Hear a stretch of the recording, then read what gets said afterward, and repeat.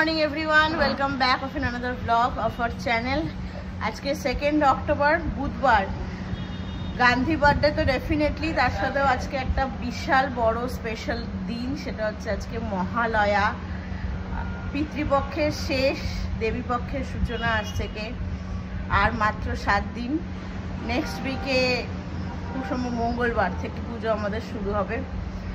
যাই হোক, সবাইকে, তোমাদের, আমার চ্যানেলের সমস্ত সাবস্ক্রাইবার, ভিউয়ার্স, আমার সমস্ত বন্ধু বান্ধব, বড়দের প্রত্যেককে আমি জানাই মহালয়ার অনেক অনেক শুভেচ্ছা। দিনটা আজকে খুব খুব ভালো করে কাটাও, খুব আনন্দ করো আজকে থেকে। যাই হোক, এখন দেখতেই পাচ্ছ আমি এই যে আমাদের ব্যালকনিটাতে, মানে করিডোরটাতে বসে আছি, বসে বসে ওয়েট করছি গাড়ির জন্য। রেডি হয়ে গেছি, 9:30 বাজে বেরোবো। প্ল্যান ছিল 8টায় বেরোনোর, বাট সিরিয়াসলি এত টায়ার্ড হয়ে যাচ্ছি, আর সমস্ত কাজ এডিটিংয়ের শেষ করে, নেট স্লো, আপলোড সময় লাগছে, সব কিছু রেডি করে শুতে অলমোস্ট 3টে বেজে যায়। অর্ঘরা অফিস থাকে, তো 3টে বাজেই, 3টে সাড়ে 3টে। কালকেও সেম, তো হাজার চেষ্টা করেও মানে পসিবল হয়নি 8টার মধ্যে বেরোনোর। যাই হোক, 8টায় উঠেছি, তবে উঠে স্নান টান করে ফ্রেশ ট্রেশ হয়ে একদম রেডি হয়ে এখন বসে আছি। গাড়িকে ফোন করে দেওয়া হয়েছে, গাড়ি আসলেই আমরা আজকে বেরোবো। চিকুলালাও সকালবেলা উঠে বসে পড়েছে ব্যালকনিতে, মানে করিডোরে। এখনই মুখে আঙুল দিচ্ছিল, যেই ক্যামেরাটা অন করলাম মুখ থেকে আঙুলটা নামিয়ে নিল। সে কি উঠে দাঁড়িয়ে তোর আউটফিটটা দেখা। আর ওইখানে আছে অর্ঘ। তোমার আউটফিটটা দেখিয়ে দাও একবার। এই যে অর্ঘর আউটফিট, ওখানে হনি। এই যে দেখো দেখো দেখো দেখো দেখো, ধরা পড়ে গেছে শিকুলালা, ধরা পড়ে গেছে। এই হচ্ছে আজকের সি ভিউ। রোজ তোমাদের সাথে একবার করে শেয়ার করি, আর করবো যতদিন থাকবো। আজকে না ওয়েদারটা অনেকটা মেঘলা, সেরকম রোদ নেই, বেশ নিবু নিবু ওয়েদার। গরমটা যদিও আছে, দেখতেই পাচ্ছ আমি অলরেডি ঘামা স্টার্ট করে দিয়েছি, বাট ওই যে অসম্ভব যে রোদের তাপটা, সেটা এখনও নেই। আর সমুদ্রের ধারে আছি তো এখন হাওয়া দিচ্ছে, তবে আজকে দেখছি প্রচুর পরিমাণে ফড়িং উঠছে। কালকে এটা লক্ষ্য করিনি, তারাও তোমাদের দেখাচ্ছি, কতটা বুঝতে পারবে জানি না। ওই দেখো দূরে, বুঝতে পারছো কি কত ফড়িং উঠছে। এই দেখো এখানে দেখো, বোঝা যাচ্ছে। আই থিঙ্ক প্রচুর ফড়িং উঠছে আজকে। গাড়ি চলে এসেছে, সেম গাড়ি কালকেরটাই, বাট ড্রাইভার অন্য। বাকি সব উঠেও গেছে। সরে বস, পিছনে না হনি ব্যাগটা। খাওয়াবো, জিলাপি খাওয়াবো রে। কালকে সে কি বায়না ধরেছিল, সে জিলাপি খাবে। গাঙ্গুরাম সুইটস আছে পাশেই, সেখান থেকে, মানে আমি আগের দিন খেয়েছিলাম, তাকে আমাকে কালকে অনেকবার করে বলেছিল, বাট বিচ মার্কেটে ওই বাজার টাজার করতে এত রাত হয়ে গেছে, তারপর আর হয়নি। তো সেইটা নিয়ে কাল থেকে মাথায় ঢুকেছে, আমাকে জিলাপি কখন খাওয়াবে, জিলাপিটা দিলে না। আজকে তাকে জিলাপি খাওয়াতেই হবে। পাশাপাশি দুটো বিখ্যাত দোকান, নরসিংহ সুইটস আর গাঙ্গুরাম সুইটস, একদম পাশেই।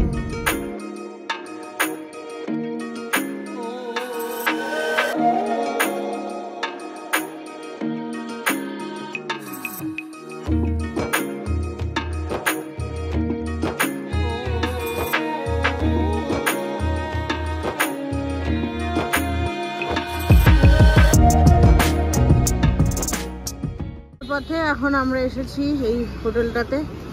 ধাবা, হোটেলও ঠিক না, এই স্ট্রিট লাইন হোটেল হয় না, ওরকম টাইপের খাবার খেতে। কালকের মতো অ্যাজ ইউজুয়াল আমরা আজকেও ব্রেকফাস্ট করে বেরোইনি, তো ওই জন্য বললাম ড্রাইভার দাদাকে কি রাস্তার উপরে কোনো হোটেল থাকলে দাঁড় পাওয়া যেত। এখানে পুরো সাউথ ইন্ডিয়ান হোটেল এটা। গরম গরম বড়া, মানে পুরি, ওদিকে ইডলি, দেখো ইডলি রাখা আছে, গরম গরম সিঙ্গারা ভাজা হচ্ছে এখানে। দেখো এখানে ধোসা বানানো হয়, সব রকমের সাউথ ইন্ডিয়ান খাবার। এখানে উড়িষ্যারও আছে, মিষ্টিও আছে এখানে, বিভিন্ন রকমের রসগোল্লারই কত রকম টাইপ। শিকুলালার ছানার জিলাপি, এখানে যদিও শেপটা একটু অন্যরকম, ছানার জিলাপি আর তার সাথে রসগোল্লা। খাও। ইডলি ভাড়া চলে এসেছে, এ নাও। সে কি বেশিটা ভালো, হ্যাপি দেবে? আমি ওই দোকানটা থেকেও খাওয়াবো, ঠিক আছে? এটা আমার ব্রেকফাস্ট। এটা ধোসা দিয়ে টোপর বানিয়ে দিয়েছে, বেশ সুন্দর। তারপরে অনেক রকম চাটনি দিয়েছে গো। কি শেপ? না, কোন শেপ?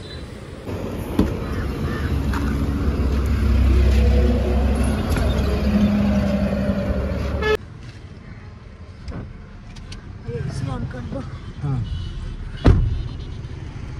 দেখি গরম বাইরে। চলো, খাওয়া দাওয়া হয়ে গেছে, এবার যাওয়া যাক। কোথায় যাচ্ছি আজকে সেটাই তো বলি না। আজকে অনেকগুলো সাইট সিনের প্ল্যান আছে, তার মধ্যে প্রথমে আমরা যাব ভুবনেশ্বরের লিঙ্গরাজ টেম্পল। পৌঁছে গেছি আমরা আমাদের ফার্স্ট সাইট সিন পয়েন্ট আজকে, ভুবনেশ্বরের লিঙ্গরাজ টেম্পল। এইটাই হচ্ছে লিঙ্গরাজ টেম্পল। ওইটা ইনফ্যাক্ট এইখান থেকে শুরু হচ্ছে, ওই রাস্তাটা দিয়ে যেতে হবে, যে ছাতা লাগানো আছে ওইখান দিয়ে। শিকির এখন যা বয়স, সেই রকম বয়সে আমি মনে হয় এসেছিলাম, বা তারও হয়তো আগে। আমার মনে পড়ে না লিঙ্গরাজ টেম্পল কীরকম দেখতে বা কী নিয়ম, ভেতরে কীভাবে পুজো দিতে হয়, কিচ্ছু মনে নেই। ওরা তো প্রথমবার এসেছে, আজকে বলতে পারো আমারও সেই প্রথমবারই, মানে দ্বিতীয়বার হলেও, বাট আবার সেই জিনিসগুলোকে প্রথম থেকেই দেখতে হবে, কারণ আমার কিছুই মনে নেই যে কী দেখেছিলাম বা কী কী আছে। ভিড় দেখতে পাচ্ছ এখান থেকে, লোক দেখো কীরকম।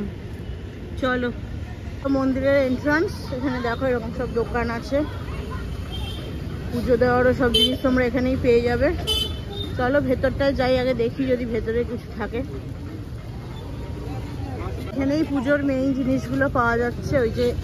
ওইদিকে হচ্ছে এন্ট্রান্স, ওখান থেকে এসে এই জায়গাটাতেই সমস্ত কিছু পাওয়া যাচ্ছে। এখানেই তোমার ওই যে মোবাইল আর শু স্ট্যান্ডও রয়েছে। এখানে ভেতরটায় হচ্ছে মন্দির। এখানে দেখো পুজোর যে ডালা, এখানে বিষ্ণু আর শিব ঠাকুরের একসাথে পুজো হয়, সেই জন্য বেলপাতা আর এ দেখো তুলসী পাতা, এই জায়গাটাতে দেখাই বুঝতে পারবে, বেলপাতা তুলসী পাতা একসাথে দিয়ে এখানে পুজো হয়। এখানেই যেহেতু সমস্ত কিছু রেখে দিতে হবে, তো চলো আর তো ভিডিও করতে পারবো না, পুজো টুজো দিয়ে বেরোই, তারপরে এসে তোমাদের সাথে এক্সপিরিয়েন্স শেয়ার করবো। ভালোভাবে পুজো দেওয়া হয়ে গেছে, ভালোভাবে দর্শন করে জাস্ট বেরোলাম। এই যে ঠাকুরের শুকনো প্রসাদ সব কিছু নিয়ে নিয়েছি। এত মানে ঘটনা এই মন্দিরটার সাথে জড়িত যে বলতে গেলে বোধহয় ওটাতেই একটা ব্লগ হয়ে যাবে। মানে আমি যখন বললাম না এসেছিলাম, আমার তো তখন কিছুই মনে নেই, অনেক ছোট, তখনও নিশ্চয়ই বলেছিল। তবে এখানে একটা জিনিস বলে রাখি, যারাই আসবে তো এখানে নিজেরা গিয়েও পুজো দিতে পারো, আবার সামনেই অনেক পণ্ডিতরা থাকেন, পান্ডারা, ওনাদের মাধ্যমে পুজো দিতে পারো। তবে পান্ডার মাধ্যমে পুজো দিলে একটা লাভ, যা যা ইতিহাস মন্দিরটার সাথে জড়িত সব তোমাকে ওনারা বলবেন। আমি জাস্ট ছোট্ট করে একটু বলছি। কেশরী বংশের রাজা এই মন্দিরটা প্রতিষ্ঠা করেছিলেন, 1200 বছরের পুরনো এই মন্দির। জগন্নাথ মন্দিরেরও আগে এই মন্দির, মানে প্রথম মন্দির উড়িষ্যায়। আর এখানে তো বললামই বিষ্ণু আর শিব একসাথে পুজো দেওয়া হয়, তাই জন্য তুলসী আর বেলপাতা একসাথে। এবং ভেতরে গর্ভগৃহে যে লিঙ্গটা আছে, দু রকমের শিলা, একটা কালো গোল শিলার মতো আছে যেটা হচ্ছে শিব ঠাকুরের, শঙ্করের, আর মাঝখানে আছে তোমার সাদা রঙের শালগ্রাম শিলা যেটা হচ্ছে বিষ্ণুর। এবং এইটা কিন্তু মূর্তিকেও, মানে এই লিঙ্গটা কিন্তু কেউ প্রতিষ্ঠা করেনি, এটা অটোমেটিক্যালি মাটি থেকে বার হয়েছিল। তো সেই জন্য মাটি থেকে যেহেতু বেরিয়েছিল, সেই জন্যই বলা হয় ওইদিকে ওই জন্য বলা হয় ভুবনেশ্বর। ভূ মানে মাটি, বন মানে জঙ্গল, আর ঈশ্বর মানে মাটি জঙ্গল থেকে ঈশ্বর নিজে থেকে বেরিয়ে এসেছেন বলে ভুবনেশ্বর। আমি খুব ছোট্ট করে যেটুকু না বললেই নয় সেইটুকু বললাম। আর আরেকটা জিনিস, মন্দিরটার একদম মাথার ওপরে, আমি তার একবার ব্যাক ক্যামেরায় দেখাই। এটা দেখছো মেইন মন্দিরটা দূর থেকে দেখা যাচ্ছে, আমি একটু জুম করি। এই মাথায় দেখো এই জিনিসটা একটু অন্য রকমের দেখতে। নর্মালি শিব ঠাকুরের মাথায় চাঁদ থাকে, আর বিষ্ণুর মন্দিরের মাথায় ভুল বললাম, শিব ঠাকুরের মন্দিরের মাথায় ত্রিশূল থাকে, আর বিষ্ণুর মন্দিরের মাথায় তোমার সুদর্শন চক্র থাকে, যেরকম জগন্নাথ মন্দিরেও আছে। কিন্তু এখানে যেহেতু একসাথে বিরাজ হচ্ছে, এখানে রয়েছে পরশুরামের একটা অস্ত্র, মানে আগেকার দিনে এরকম হতো না, ধনুষ একটা, ধনুকটার নাম মনে আছে? পরশুরামের যে ধনুকটার নামও মনে পড়ছে না, মোট কথা পরশুরামের ধনুষ রয়েছে। ওই যে সাইনটা দেখলে এরকম কোয়েশ্চেন মার্কের মতো একটা, ওটা হচ্ছে ধনুক। তো এই মোটামুটি আমি খুব ব্রিফে এক্সপ্লেন করলাম তোমাদেরকে, যেটুকু মানে ইম্পর্টেন্ট জিনিস। বাকি যখন আসবে পুজো দিও, এবং কোনো পুরোহিত ঠাকুরের মাধ্যমে পুজো দিও, বেশি নয় 100 টাকা নেয় ওনারা পুরোটা দেখিয়ে দিতে। আর হ্যাঁ, আরেকটা জিনিস, ভেতরে সিদ্ধিবিনায়কের গণেশ ঠাকুর রয়েছে, একমাত্র গণেশ ঠাকুর ভারতবর্ষে দুটো এরকম রয়েছে, একটা মুম্বাইতে আরেকটা এখানে, যার উত্তর দিকে মুখ। তাছাড়াও তোমার নারায়ণের যে নরসিংহ রূপ জানি আমরা, সেইটার শান্তিপূর্ণ রূপ রয়েছে। এটা শুনি দেখো, লক্ষ্মী নরসিংহ রূপ কুসুম বললো, লক্ষ্মী নরসিংহ রূপ বললো না ওটা, নাকি পদ্ম লক্ষ্মী মানে লক্ষ্মী ঠাকুরকে কোলে নিয়ে নরসিংহের রূপটা রয়েছে, এবং সেটা শান্ত মূর্তি। যাই হোক, অসম্ভব লেভেলের গরম, দেখতে পাচ্ছি আমি কিরকম ভাবে ঘামছি। এখন দেখি, আমাদের তো নেক্সট আরো আছে, কিন্তু কটা কি করতে পারবো দেখি, একটু ডিসকাস করি সবার সাথে, বলছি নেক্সট কোথায় যাচ্ছি। পরে দিদির চুলটা ছাড়, দিদির চুলটা ছাড়, তো তোর চুলটা মুখে ধরবো আরে তুই শিব ঠাকুরের সবকিছু বুঝলি? বুঝলি আমি ও শিব ঠাকুর ওইখানে সাপ কেন থাকে? শিব ঠাকুরের গলায় তো সাপ থাকে, তাই সাপ আমাদেরকে কেন কামড়ায়? কামড়ায় না সাপ, তোমরা দেখে ভয় পাও, একটুও সাপ কামড়ায় না। তোমরা যদি গিয়ে ওকে মারতে যাও কামড়াবে না কেন? সাপ বুঝিস তো, শিব ঠাকুর ওই কি বলে বিষ খেয়ে নিয়েছিল না, নীলকণ্ঠ। হ্যাঁ, নীলকণ্ঠের জন্য সমুদ্র মন্থনের সাপ থাকে, তাই এটা আমি হিস্ট্রিটা জানি না। এই যে এখন খাচ্ছি হচ্ছে সুগার কেন জুস।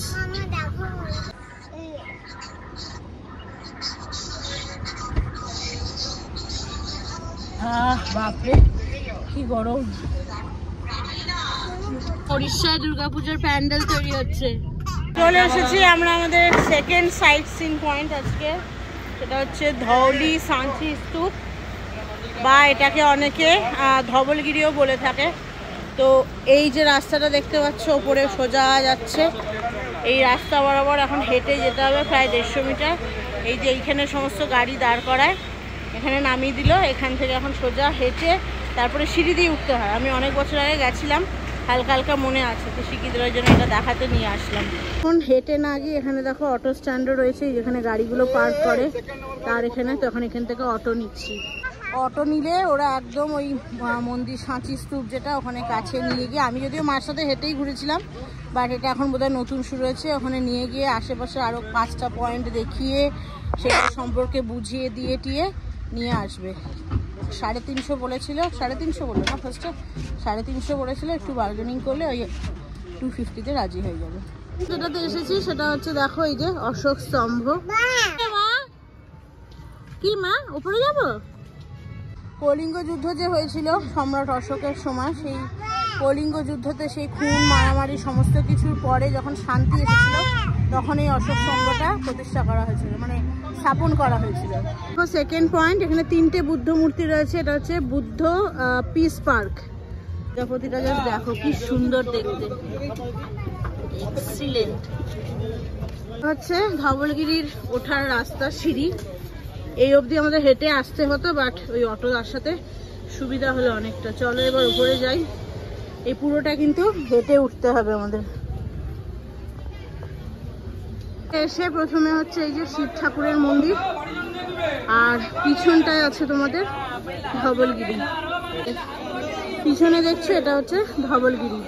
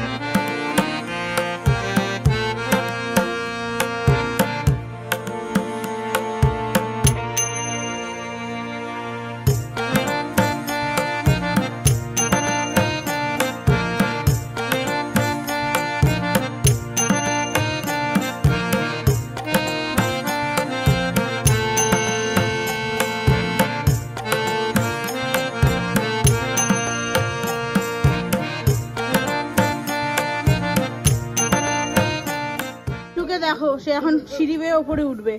আরে আয়, গৌতম বুদ্ধের পায়ের ছাপেরই রয়েছে দেখো। ওই দিকটা সত্যি খুব সুন্দর। আচ্ছা, ওইখানে যখন আসলে আমি একটা জিনিস দেখিয়ে দিই, শিখি যখন দেখালোই। এদিক থেকে দেখা যাচ্ছে কি এটা? ওই যে ওই দিকটাকে থেকে দেখাই, দাঁড়াও। ওই যে দূরে একটা নদী দেখতে পাচ্ছ, নদীর মতো মানে জলের জায়গা। আমি জুম করছি একটু। ওইখানটাতে, হ্যাঁ, ওটা হচ্ছে দয়া নদী বলা হয় ওইটাকে। সম্রাট অশোক যে যুদ্ধ করেছিল, সেই সময় সম্রাট অশোক তো অনেক মানুষকে মেরেছিল। তো এত মানুষ মেরেছিল, এত মানুষকে হত্যা করেছিল যে ওই নদীটা যেটা দেখালাম, ওই নদীটার জল রক্তে লাল হয়ে গেছিলো পুরো। তো এই সাঁচি স্তূপে আসলে ওইটা দেখা যায়। এবং তারপরেই সম্রাট অশোক শান্তি পথে চলবে সেটা প্রতিজ্ঞা করেন। এবং তখন উনি গৌতম বুদ্ধের শরণাপন্ন হন। তো এই সাঁচি স্তূপে গৌতম বুদ্ধের বিভিন্ন পশ্চারের ছবি আছে, যেরকম শয়ন করছে, বসে আছে, ধ্যান করছে। চলো এবার সেগুলো এক এক করে দেখাই তোমাদের। মূর্তিটা দেখো গৌতম বুদ্ধে, এটা হচ্ছে ধ্যানমগ্ন অবস্থায় গৌতম বুদ্ধ রয়েছেন। বসে থাকার পোজ এটা গৌতম বুদ্ধের। গৌতম বুদ্ধের আরেকটা পোস্টার, এটা খুব সম্ভব ধ্যানমগ্ন মূর্তি মনে হচ্ছে যতদূর দেখে আমার। এটা হচ্ছে গৌতম বুদ্ধের শয়ন মূর্তি, দেখো শুয়ে আছে গৌতম বুদ্ধ, বিশ্রাম নিচ্ছে এখানে। এটা হচ্ছে শয়ন মূর্তি। হচ্ছে গৌতম বুদ্ধের আরেকটা মূর্তি, যেটা হচ্ছে দেখো দণ্ডায়মান অবস্থায় গৌতম বুদ্ধ এখানে বিরাজ করছে। তো এটা হচ্ছে স্ট্যান্ডিং পজিশনে আছে গৌতম বুদ্ধ। বাকি প্রথম যেটা দেখালাম না, ধ্যান যেটা প্রথমে বললাম, ওইটা আর পরেরটা দ্বিতীয়টার মধ্যে আমি একটু কনফিউজ হয়ে গেলাম। এর আগে যখন এসেছিলাম তখন এখানে গাইড থাকতো, তো ওনারা ভালো করে বুঝিয়ে দিতেন কি কোনটা কীরকম মূর্তি, কোন পজিশনে গৌতম বুদ্ধ কোথায় বিরাজ করছে সেটা। কিন্তু এত বছর আগের তো মনে নেই, তবে যেটুকু মনে আছে সেইটুকুই তোমাদের বললাম। একটা ধ্যান, একটা বোধহয় বিশ্রাম, একটা শয়ন, আর একটা হচ্ছে তোমার দণ্ডায়মান অবস্থায়। যাই হোক, দেখা হয়ে গেছে এখানে, আর কিছু দেখার নেই। চলো এবার নিচে যাই। 20 মিনিটের মধ্যে বলেছে অটোওয়ালা নিচে নামতে। আজকে ওয়েদারটা এত গুমোট না, মানে আমি সকালবেলা বললাম না আজকে রোদ ওঠেনি। অন্যান্য দিন মানে কালকে রোদ উঠেছিল, কাল পরশু রোদ ছিল, কিন্তু তার সাথে হাওয়া ছিল। আজকে রোদ ওঠেনি বলে একদম দম বন্ধ করা ওয়েদার, একটুকু হাওয়া নেই। তার জন্য আরও গুমোট লাগছে, আরও কষ্ট হচ্ছে। রোদটা লাগছে না ঠিকই, কিন্তু অত্যাধিক পরিমাণে ঘাম হচ্ছে। চলো ওদিকে চল, সোজা সোজা হাট।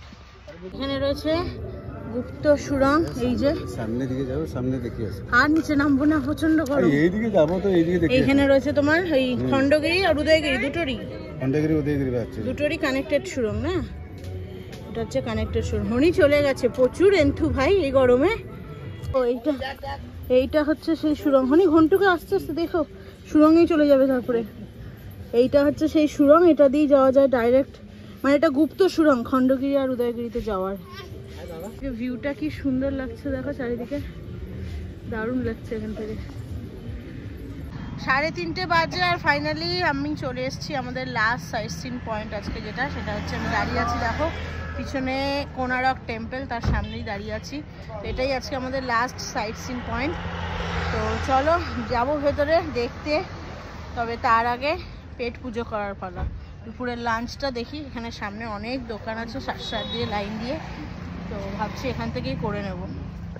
অর্ঘর শিখি অলরেডি চলে এসেছে। উনি কোথায় আসেনি এখনো, রাখো বস। মুখটা দেখি, এই মেয়েটা যখন খাবার দেওয়া হয় তখন খায় না, 2 ঘন্টা পরে পরে খিদে পেয়ে যায়। হচ্ছে আজকে আমাদের লাঞ্চ থালি নিয়েছি আমরা, ভাত, পাঁপড় ভাজা, তার সাথে ডাল, 2 রকমের তরকারি, এখানে করলা ভাজা দিয়েছে, করলা ভাজা, আচার, এখানে আরেকটা তরকারি এক্সট্রা করে নেওয়া হয়েছে। এটা ভেজ থালি নিয়েছি আমরা, এর সাথে এক্সট্রা করে নিয়েছি হচ্ছে ফিশ, এটা হচ্ছে রুই মাছ, আর এখানে হচ্ছে চিকেন। অনেকটা দিয়েছে না, ওগুলো 2 জনের খাবার আমাদের। কোনারকের প্ল্যানটা সবার শেষে করে, মানে একদম লাস্ট এই বিকালের টাইমে করে ভালো করেছি। একটুকু এখন রোদ নেই, 4:30 বেজে গেছে, মানে 4:45 বাজে হিসাব মতো। চলো এবার গিয়ে নিজে তো দেখবো আরেকবার। আমার যদিও কোনারক আগের বারে এসেছিলাম, নেই চাইয়ে ভাইয়া, আমার যদিও আগে কোনারক আগের বার যখন এসেছিলাম তখন দেখেছিলাম। শিখি তো খুব ছোট ছিল, এই ঘন্টুর বয়সী, ওর কিছুই মনে নেই। এবার ঘন্টু না বুঝতে পারলেও শিখি বুঝতে পারবে, সেই জন্যই আরেকবার কোনারকে আসা। আর কোনারক এমন একটা জায়গা না, আমার পুরীতে এই যতগুলো সাইট সিন তার মধ্যে কোনারকটা আমার সবচেয়ে ভালো লাগে। হচ্ছে অডিটোরিয়াম হলটা, দেখো এখানেই বসে এই যে লাইট অ্যান্ড সাউন্ড শোটা দেখানো হয়। এর আগে যখন আমরা এসেছিলাম, মানে লাস্ট 5 বছর আগে, তখন তোমার এই কোনারকের এই মিউজিয়ামের ব্যাপারটা ছিল না। তো নর্মালি আমরা এই গাইড নিয়ে কোনারকের ভেতরে কি কি হিস্ট্রি সব কিছু দেখতাম। আশা করি কিছুটা বুঝতে পেরেছো। আমি মেইন পার্টটা দেখিয়েছি, যে কর্মচারীরা মন্দিরটা বানিয়েছিলেন তাদের যে মুখ্য মিস্ত্রি ছিলেন, ওনার ছেলে মন্দিরের মাথায় উঠে কলসটা প্রতিষ্ঠা করেছিল। তারপরে সূর্যদেব শূন্যে ভাসে, সব কিছুই ঠিক ছিল, কিন্তু মিস্ত্রিদের মধ্যেই ঝামেলা হয় যে বাচ্চাটার কথা জানতে পারলে রাজা বকা দেবে, সবার মুন্ডু কেটে নেবে এরকম। তো সেই জন্য তখন বাচ্চাটা দেখলো যে আমার জন্যই অশান্তি হবে, তার থেকে আমার সরে যাওয়াই ভালো। তো নিজে নদীতে ঝাঁপ দিয়ে নিজেই আত্মহত্যা করে। তো আমি জানতাম কি এটার পরে আমি জানতাম কলস বাঁধতে গিয়ে পড়ে যায়, বাট সেটা নয়। এখানে যেটা দেখালো কি আত্মহত্যা করে, এবং তারপর থেকে ওই মুখ্য যে মিস্ত্রি উনি না করা সত্ত্বেও রাজা পুজো শুরু করেন এবং একের পর এক দুর্ঘটনা ঘটতে থাকে। এবং তখনই পুরো যে মেইন মন্দিরটার মেইন মন্দিরটা পুরোপুরি ভেঙে পড়ে যায়। এবং পরবর্তীকালে যেটা আমরা এখন দেখি সেটা পুরোটাই উদ্ধার করা ইংরেজদের দ্বারা। মন্দিরের বাইরে দেখো এখন কত দোকান বসেছে। আগেও এগুলো আমি দেখিনি, 5 বছর আগে যখন এসেছিলাম এত ছিল না, অল্প স্বল্প থাকতো, বাট এখন প্রচুর দোকান। দেখো এখন টিকিট কাউন্টারও করেছে কোনারক টেম্পলে এন্ট্রান্সের জন্য, মানে এন্ট্রি নেওয়ার জন্য টিকিট কেটে তোমাদেরকে ঢুকতে হবে। দেখো 40 টাকা করে টিকিট, 3 জনের অ্যাডাল্টের। বাচ্চার কোনো টিকিট নেই, বাচ্চার কোনো টিকিট লাগবে না। কত বয়স অবধি গো? 15 বছরের মানে উপরে হলেই টিকিট লাগবে, তাই তো? চলো তাড়াতাড়ি চলো, অলরেডি লাইট ছবি লাগবে না গো, অলরেডি ফোকাস লাইট জ্বালিয়ে দিয়েছে। চলো তাড়াতাড়ি দেখাই। আগে রয়েছে টিকিট চেকিং গেট, এখানে টিকিট দিলে তবেই সবাই ঢুকতে পারবে। না অফলাইন এন্ট্রি লেখা আছে কেন গো? আচ্ছা মানে অনলাইনের কিছু নেই। শিখি নিচ দিয়ে চলে যা তাহলে তুই।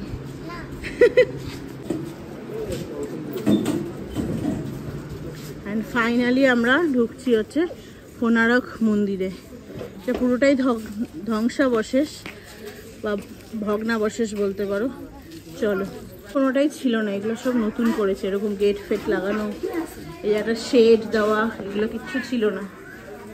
আর একটু যদি আমি আগে আসতাম, আর 1 ঘন্টা আগে আরও ভালো বোঝাতে পারতাম। দিনের আলোতে না এই স্থাপত্যগুলো আরও ভালো বোঝা যায়। ঠিক আছে, অসুবিধা নেই। ফোকাস লাইট জ্বালিয়ে দিয়েছে, এটারও একটা কোনারক মন্দিরের আলাদা সৌন্দর্য। দিনের বেলায় রোদ টোদ থাকে, লাগবে না গো, রোদ টোদ থাকে। আর এই সন্ধ্যাবেলার দিকে ফোকাস লাইট দিয়ে দেখায়। 7টায় কিন্তু বন্ধ হয়ে যায়, সেজন্য তাড়াতাড়ি করছি। অলমোস্ট 5:30 মতো বাজে। এখানে আসলে সেলফি স্টিক, ফটোগ্রাফার, গাইড সব কিছুই পাবে। এখন আর ফটো তুলি না, আগে অনেক তুলেছি। এখন তো নিজেদের কাছে ফোন আছে, নিজেরাই তুলে নিই। আর গাইডেরও নিচ্ছিলাম আমি আজকে বোঝানোর জন্য, তোমাদেরকে বোঝাবো বলে, বাট গাইডেরও দরকার নেই। যেরকম সুন্দর হিস্ট্রিটা ভেতরে দেখাচ্ছে লাইট অ্যান্ড সাউন্ড শো, তারপরে আর দরকার নেই।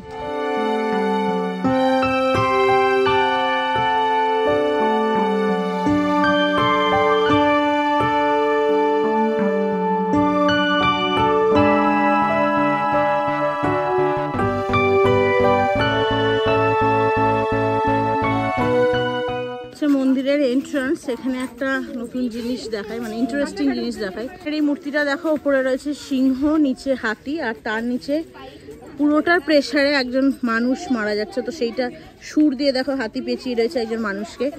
এই মূর্তিটা কিন্তু শুধু এন্ট্রান্স গেটের এদিকেই আছে, মানে রাইট হ্যান্ড সাইডে, আর ওই দিকের কিন্তু মূর্তিটাতে এটা নেই। দুদিকের মধ্যে এই মূর্তিটারই এরকম নতুনত্ব।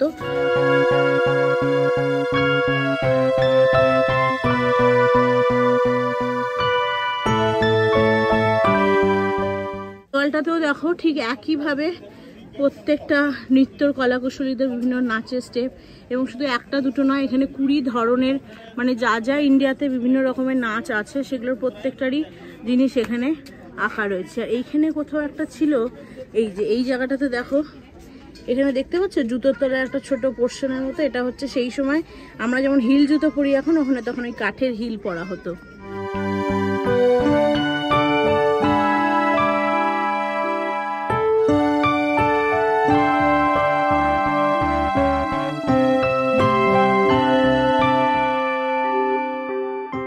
হচ্ছে সেই মন্দিরের ভগ্নাবশেষ। এর পিছনে মূল মন্দিরটা তো আর নেই, কিন্তু এটা না একটা রথের স্ট্রাকচারের মতো বানানো, এবং সামনে দুটো ঘোড়া দেখতে পাচ্ছ। আশা করি একটু সামনে গিয়ে আমি দেখাই, দাঁড়াও। এই যে ঘোড়াটা দেখছো, দেখো এটা তো পুরো ইনট্যাক্ট রয়েছে, আর এটার ভগ্নাবশেষ। তো এরকম 7টা ঘোড়া রয়েছে এই যে মন্দিরটা দেখছো, এটার নিচ দিয়ে 7টা ঘোড়ার ওপরে এটা রয়েছে। আর এই 7টা ঘোড়াকে, আমি এদিকে ঘুরে যাই তাহলে মুখটা বোধহয় দেখতে পারবে। এই 7টা ঘোড়াকে 7 দিনের হিসাবে ভাবা হয়, 7 দিন ভাবা হয়, এবং এখানে যে চাকাগুলো রয়েছে সেই চাকার মাধ্যমে পুরো একটা দিনের সময় তুমি গুনতে পারবে। কিভাবে করবে আমি তোমাদেরকে দেখাচ্ছি, চলো। সেই চাকা যেটা দেখার জন্য কোণারক মন্দিরে সবাই আসে, এবং শুধু এটা চাকা না, এটার পিছনে কিরকম সায়েন্স কাজ করছে দেখো। পুরো মন্দিরটা এরকম 24টা চাকা রয়েছে, এই যে এখানে একটা, ওখানে একটা, এরকম পুরো মন্দিরটাতে রয়েছে। এবার যেটা দেখার মেইন সেটা বলি। এই যে স্টিকগুলো দেখতে পাচ্ছ, এরকম কাটাগুলো, এরকম 8টা রয়েছে টোটাল। দেখো 1 2 3 4 5, এটা ভেঙে গেছে, 5 6 7 8। এই 8টা আগেকার দিনে তো থাকতো না, তোমার ঘন্টার হিসাবে ওরকম থাকতো না, তো আগেকার দিনে প্রহর হিসাবে ধরা হতো। তো 8 প্রহরের 8টা কাটা। এবার দেখাই ওরা সময়টা গণনা করতে কিভাবে। 8টা প্রহরের 8টা কাটা বললাম, তাহলে আমাদের তো 24 ঘন্টা, 8 ঘন্টায় তো মাপা সম্ভব না। এই যে দুটোর মধ্যে গ্যাপ, মানে আমি এইটাকে দিয়ে দেখাচ্ছি, ধরো এইটা আর এইটা, এটা একটা প্রহর, এর মাঝখানের গ্যাপ হচ্ছে 3 ঘন্টা। আর এইখানে নিচে কিছু বলস দেখতে পাচ্ছ কি, আমি একটু দেখি জুম করি। এই যে এই জায়গাটাতে বলসগুলো দেখতে পাচ্ছ, এখানটা হচ্ছে 3 ঘন্টায় হয়। তো তোমাদের কত, মানে একটা এখানে বল তোমার আছে টোটাল 60 বলস আছে এই জায়গাটাতে। একটা বল ঠিক সেভাবে, যেভাবে এই দুটো 3 ঘন্টা ডিফারেন্সে, মানে এক প্রহর থেকে আরেক প্রহর 3 ঘন্টা, ঠিক সেভাবে এই যে বলগুলো, এগুলো হচ্ছে 3 মিনিট করে একটা ধরা হয়। মানে 60 বলস ইন্টু 3 মানে 180 মিনিটস। 180 মিনিটস মানে দেখো সেই 3 ঘন্টা হচ্ছে 3 6 18। তো এইভাবে আগেকার দিনের ক্যালকুলেশন হতো। সেটা ছাড়াও প্রত্যেকটা প্রহরের মধ্যে দেখো বিভিন্ন মূর্তি আঁকা রয়েছে, দেখতে পাচ্ছ। আমি হয়তো দিনের বেলা হলে আরও ক্লোজ দেখাতে পারতাম। এইটা হচ্ছে প্রথম যে লাইটটা পড়ে সূর্যের, এইখানে যেটা পড়ে, এটার রিফ্লেকশন হয় এদিকে। তো এই ঘড়িটা কিন্তু আমাদের যেমন নর্মালি আমরা এইভাবে ঘড়ি চলে, রাইট, ক্লকওয়াইজ, এই ঘড়ি চলে অ্যান্টি ক্লকওয়াইজ। সকাল 6টা 9টা, তারপরে 12টা 3টে 6টা, আবার বিকেল, ঠিক এইভাবে ঘোরে অ্যান্টি ক্লকওয়াইজ। তো এইটাই হচ্ছে ঘড়ির মাহাত্ম্য। আর একটা মহিলা সকাল থেকে ঘুম থেকে উঠে আমরা কি করি, ঠিক সেইগুলোর ওপর বেস করি এই প্রত্যেকটা জায়গায় ছবি দেওয়া আছে। মানে সকাল 6টায় যেমন আমরা ঘুম থেকে উঠি, এগুলো তো এখন ভেঙে গেছে, দেখানো সম্ভব নয়। ঘুম থেকে উঠি 9টার সময় আমরা কি করি, সেই সময় তপস্যা করতো, দেখো ধ্যানের মূর্তি। তারপরে 12টার সময় কি করি, বাচ্চাদের স্নান করাই, ওরকম মূর্তি বাচ্চাদের নিয়ে সংসারে কাজ করছে। দুপুর 3টের সময়, প্রত্যেকটার ওরকম কোন সময় আমরা কিরম করি, সেই সময় মহিলারা কিরম কি করতো, তার উপর বেস করে এই ঘড়িটাকে, মানে এই চাকাটাকে বানানো হয়েছে। এরকম টোটাল 24টা চাকা আছে, পুরো মন্দিরটা 24টা চাকা চারিদিকে রয়েছে। রথের শেপের দেখতে, বাট এটা কিন্তু কোনো রথ নয়, যেহেতু চাকা আছে সেই জন্য রথ হিসাবে, মানে রথের সাথে এটাকে কম্পেয়ার করা হয়।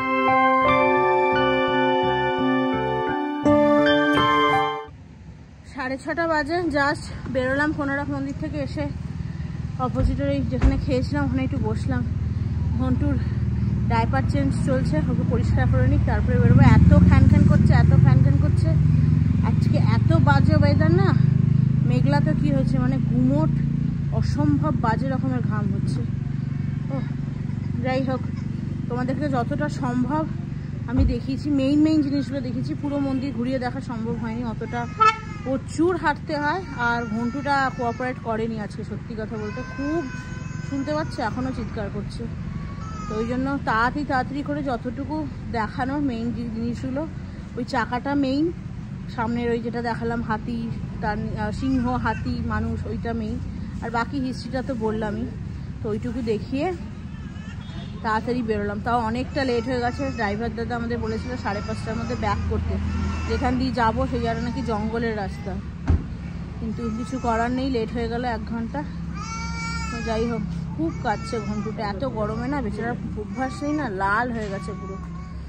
8:30 মতো বাজে, বাড়ি এসেছি 7:30 নাগাদ, ফ্রেশ হয়ে, যেরকম রোজ বেরোই, কালকেও বেরিয়েছিলাম সেরকম আজকেও আমরা সবাই মিলে যাচ্ছি। এই যে সবাই যাচ্ছে একসাথে, শুধু বাবা বাড়িতে রয়েছে। যাচ্ছি হচ্ছে পুরী বিচ মার্কেটে যাওয়ার আগে খাওয়া দাওয়া করবো।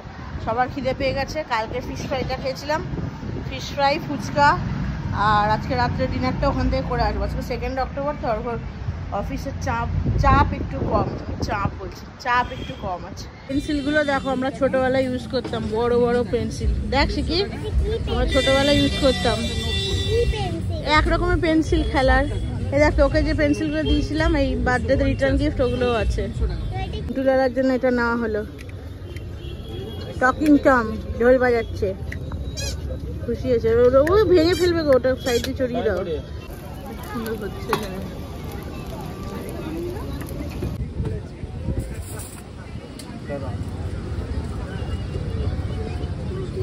ঘুগনি। চল, ভাই বোনকে এখন গাড়ি চালানো হচ্ছে।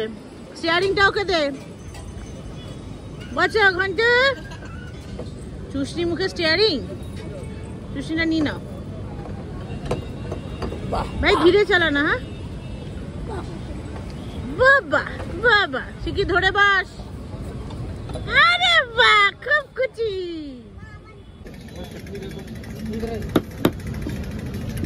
এটা আমার চিংড়িটা রাখো,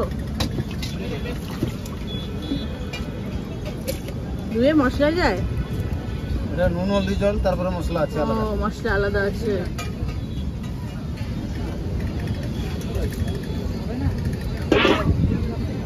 কোন তেলে ভাজা হয়? সরষের তেল, রিফাইন। আচ্ছা,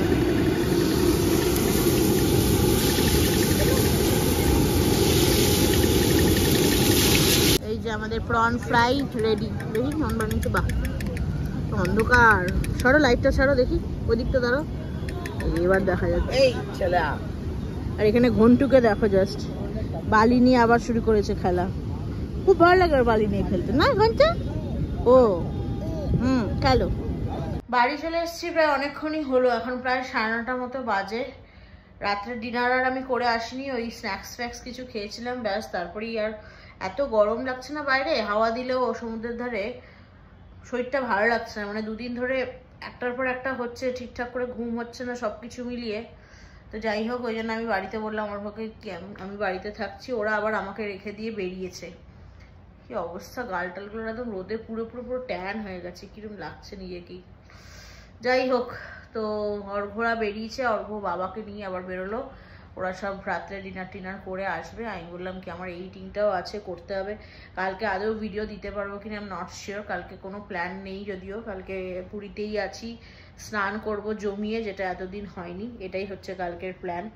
আর খুচখাচ কেনাকাটা আছে। আজকেও জগন্নাথ বলরাম সুভদ্রাটা কেনা হলো না, মাছ টাছ খেয়ে নিয়েছিলাম বলে আর ধরলাম না। কাল দেখে এসেছি, তবে কালকে কিনে আনবো ভেবেছি। তো এই হচ্ছে ব্যাপার। যাই হোক, চলো। তো মোটামুটি আজকের দিনটা তো ভালোই কাটলো। আজকে বেশ অনেকগুলো সাইট সিন করেছি, তো একই দিনে বেশ হেক্টিক গেছে। আর আজকে ওয়েদারটার জন্য খুব কষ্ট হয়েছে, স্পেশালি আমার থেকেও ঘন্টুর খুবই কষ্ট হয়েছে। মানে বেচারার একদম খুবই খারাপ অবস্থা। মানে ছোট বাচ্চা নিয়ে না এইটাই হয়, ঘুরে ঠিক আরাম হয় না। একটু বড় হলে শিখি, যেমন একটু বড় হয়েছে তো একটু, আর ঘন্টুটা দুষ্টুমি করে, তো আরোই সামলানো মুশকিল হয়ে যায়। হ্যাঁ, যাই হোক, চলো আজকের ব্লগটাকে শেষ করছি, আর বাড়াবো না। এখন বসবো এডিট করতে, তবে কালকে আদৌ ভিডিও দিতে পারবো কিনা আই ডোন্ট নো। যদি না দিই তাহলে নেক্সট ডে, মানে বেরোনোর দিনকে হয়তো দেবো আবার। আর একটা দিন, কালকের দিনটাই দেখতে দেখতে দিন এগিয়ে, মানে এদিক থেকে দিন কমছে, বাড়ি যাওয়ার দিন বাড়ছে, তো আবার ওদিক থেকে দিন কমছে, মানে ব্যাঙ্গালোরে ফেরার দিন এগিয়ে আসছে, এইটাই আর কি। যাই হোক, চলো ব্লগটাকে শেষ করছি এখানেই। সবাই ভালো থেকো, সুস্থ থেকো। আর আজকের ভিডিওটা যদি তোমাদের ভালো লেগে থাকে তাহলে ছেড়ে যাওয়ার আগে do like, share, comment and subscribe to our channel. সবাই খুব ভালো থেকো, সাবধানে থেকো, সুস্থ থেকো। দেখা হবে তোমাদের সাথে নেক্সট ব্লগে। ততক্ষণের জন্য টাটা।